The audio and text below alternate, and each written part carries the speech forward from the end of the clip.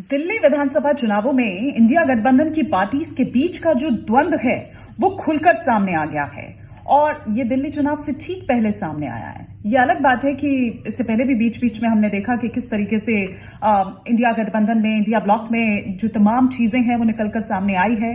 लेकिन इस बार जिस तरह से कल तेजस्वी यादव ने ये कहा कि ये गठबंधन सिर्फ लोकसभा के लिए ही बना था और अब इसका कोई मतलब नहीं है, वो एक बड़ा बयान है। और दिल्ली चुनाव से ठीक पहले सामने आना क्या किसी तरह का कोई असर डालेगा, ये देखने वाली बात होगी, या फिर ये कोई स्ट्रैटेजी है, ये देखने वाली बात होगी। लेकिन फिलहाल तो दिल्ली विधानसभा चुनावों से पहले INDIA ब्लॉक में एक अलग ही जो राजनीतिक रंग है वो दिखाई देने लगे हैं। अंबेडकर का मुद्दा जब आया उस वक्त ऐसा लग रहा था कि कांग्रेस का वर्चस्व वापस से कायम हो रहा है या होने लगा है। लेकिन फिर उसके बाद आप ये देखिए कि एक बार फिर से जो ध्रुवीकरण है कांग्रेस के खिलाफ वो दिखाई दे रहा है। दिल्ली चुनाव में आम आदमी पार्टी का मुकाबला यूं तो सीधे सीधे बीजेपी से है, लेकिन वहीं अगर बात की जाए कांग्रेस की तो कांग्रेस भी उसी शिद्दत के साथ चुनाव लड़ रही है और एक तरह से ये मुकाबला जो है वो ट्रायंगुलर होता हुआ नजर आ रहा है। हो सकता है कि सियासी हकीकत जो है वो इससे अलग हो, वो इससे उलट हो। बेशक दिल्ली में आम आदमी पार्टी और कांग्रेस एक दूसरे के खिलाफ चुनाव लड़ रहे हों, लेकिन दिल्ली में इंडिया ब्लॉक की लड़ाई सिर्फ इतनी नहीं है, क्योंकि अब तो ममता बनर्जी और अखिलेश यादव की अगर बात करें तो वो भी मैदान में कूद पड़े हैं।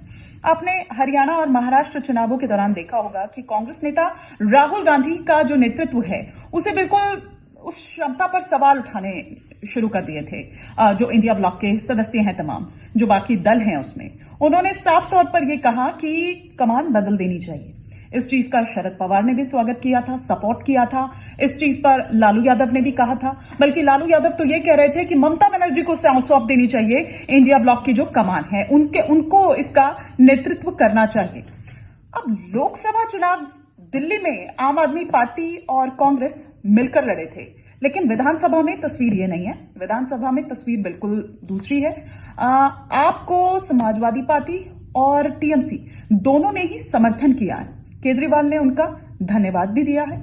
लेकिन कांग्रेस के लिए मुश्किल वाली बात महज इतनी नहीं है कि ममता बनर्जी ने उनको समर्थन कर दिया है, अखिलेश यादव ने समर्थन कर दिया और अरविंद केजरीवाल ने इसका धन्यवाद भी कर दिया है। जरा इसके पीछे की जो बात है उसे पढ़ने की कोशिश करिए, क्योंकि अखिलेश यादव ने आम आदमी पार्टी को सिर्फ सपोर्ट नहीं किया, उन्होंने कैंडिडेट ना उतारने की बात भी कही है। मतलब ये कि वो दिल्ली विधानसभा चुनाव नहीं लड़ेंगे, जो कि अखिलेश यादव के अभी हाल के स्टैंड से बिल्कुल जुदा है, बिल्कुल इतर है। क्योंकि अगर आप हरियाणा में देखिए, आप महाराष्ट्र में देखिए, अखिलेश यादव का स्टैंड बिल्कुल अलग था। बल्कि आप ये देखिए कि सीटों को लेकर उनकी जो नाराजगी है हरियाणा में वो भी सामने आई थी। करीब करीब ऐसी ही स्थिति जो है वो हमने महाराष्ट्र में भी देखी थी। दिल्ली चुनाव में अखिलेश यादव एक तीर से दो शिकार करते हुए नजर आ रहे हैं। पहला ये कि आपको सपोर्ट देना कहीं ना कहीं ये बता रहा है कि अखिलेश यादव कांग्रेस के विरोध में खड़े हो गए हैं, जबकि समाजवादी पार्टी और कांग्रेस अगर लोकसभा चुनाव में हम देखें तो साथ मिलकर चुनाव लड़े थे। लेकिन हाल में जो अभी उपचुनाव हुए उसमें आप देखिए कि कांग्रेस कहीं नहीं थी और किस तरह से अखिलेश यादव के तेवर निकलकर सामने आए ये भी हमने देखा। लेकिन बावजूद उसके उपचुनाव में कांग्रेस ने उन्हें एक तरह से अपना कैंडिडेट ना उतार के या अपना कुछ लड़ाई ना लड़कर उन्होंने एक तरह से सपोर्ट किया। और अगर मिल्कीपुर की बात करें तो मिल्कीपुर में भी उनका स्टैंड बरकरार है। तो कहने को तो INDIA ब्लॉक में कांग्रेस के साथ सपा भी है, TMC भी है, आम आदमी पार्टी भी है, बाकी हैं। लेकिन दिल्ली चुनाव में जो तस्वीर है, दिल्ली चुनाव की एक अलग ही तस्वीर यहां पर दिख रही है।